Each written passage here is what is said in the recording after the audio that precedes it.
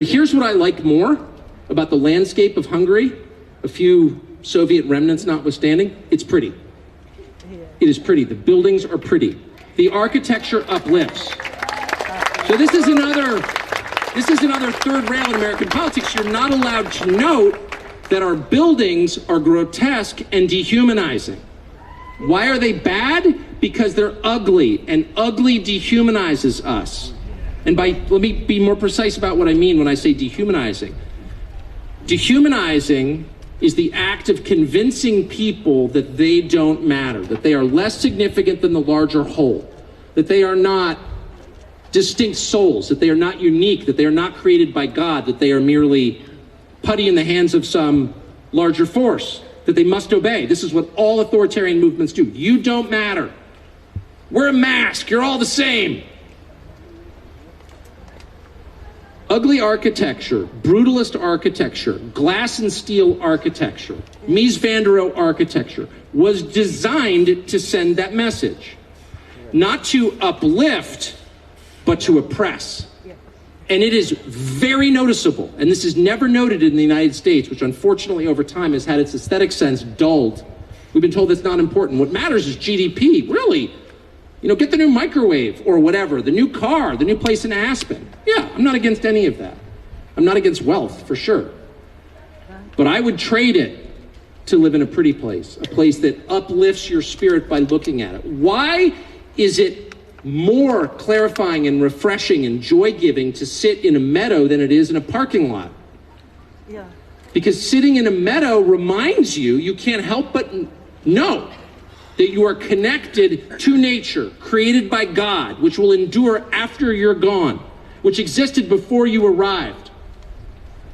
Nature is the reminder of human folly. There is a limit to what people can achieve. I don't care what some stupid politician promises me, he'll be gone, so will I. So will my grandchildren and great-grandchildren, so will my civilization. But nature will endure. That gives you, like humor, perspective. And it connects you to the eternal. And it gets you asking questions about what happens after you die. And maybe accumulating wealth and power isn't the point of life. Maybe there's something bigger. Maybe there's meaning. That's what nature reminds you of. The parking lot suggests that this is all there is. It's utilitarian. Cars park on top of it. They have no respect for it. It was built by people. Everything about that landscape, about the harsh, angular, concrete landscape of modern cities, tells you that you are worthless and that beauty and truth and eternity do not matter. Why are they telling you that? Why do you think they're telling you that? You think there's some reason? Yeah. So they can manipulate you for their own power and aggrandizement. So physical beauty, aesthetics matter. Maybe more than most things, actually. And we can debate what is beauty. But it won't be a very long debate because, like pornography, we know it when we see it. What is beauty, say the academics? I don't know. Go to a Shinto shrine in Japan. You don't even know what Shinto is. I didn't when I went there. I don't have any idea what this weird religion is. I don't know anything about Japan. I've never been to a shrine of any kind. I'm an Episcopalian. I show up at the shrine, and I immediately recognize this is beautiful in a way that doesn't make full sense to my Western brain. I've never seen it before. I've never been confronted with these forms, but I know it the second I see it. This square is beautiful. Yeah. Leaving aside all the momentous things that must have happened on those cobblestones, this square is beautiful. It was created to remind you that something is bigger, something is more important, and you are part of that. So the last thing I'll say is, I don't think if you're Hungarian, you fully understand how provocative your country is to the rest of the world. And I've had probably 20 people say to me, well, we're just Hungary, like we're this little country, nobody thinks about us. We just get invaded a lot and produce great literature, but no one cares. Well, people do care. They care because your example, not because you're taking Transylvania back. We're sending... I'm not going to endorse that. Not because you threaten your neighbors, let me put it that way. Not because you have aims of territorial expansion or because you're inventing some microchip that the Chinese couldn't figure out. No. Because of the quiet, happy simplicity that's obvious when people visit here. The cleanliness, the order, the openness of the society, the lack of crime, the control of the borders. These are not complicated concepts. These are things that in my childhood we took for granted in the United States, but no longer can. You still have them. And that offends the people who have so misruled the West that our countries no longer do have those things. I don't mean super complicated networked washing machines. Who cares?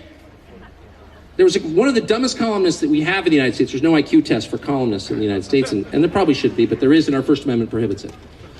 Wrote a piece today saying, the problem with Hungary is it's not a model for the United States. It's 10 million people. Like we couldn't replicate what they have here. And on one level, I guess that's true. I mean, I don't understand. It's a parliamentary system. I don't even know how that works, and I've covered politics for 30 years. Well, of course, we're not going to recreate the Hungarian parliament in Washington. Like, what? No. The lessons of Hungary have nothing to do with your system of government or your specific leaders or the results of this or that election. The lessons are much deeper. Care about your country. Try to make it nice in the most simple way.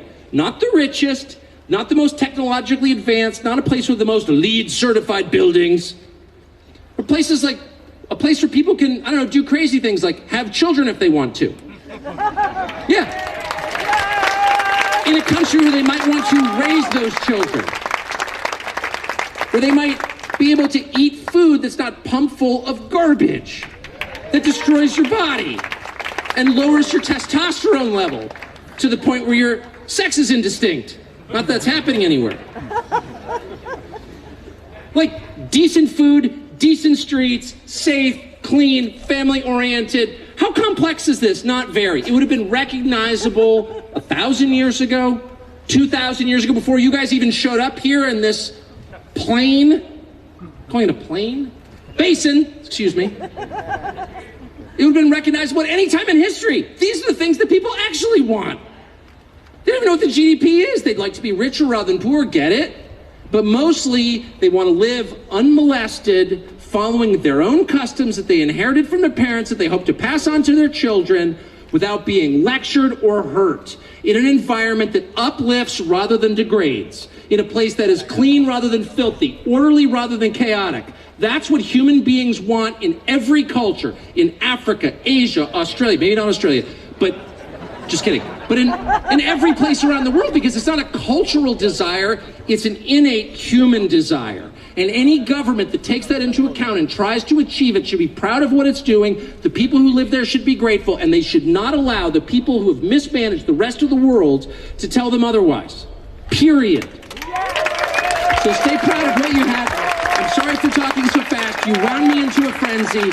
I really appreciate being here. God bless you.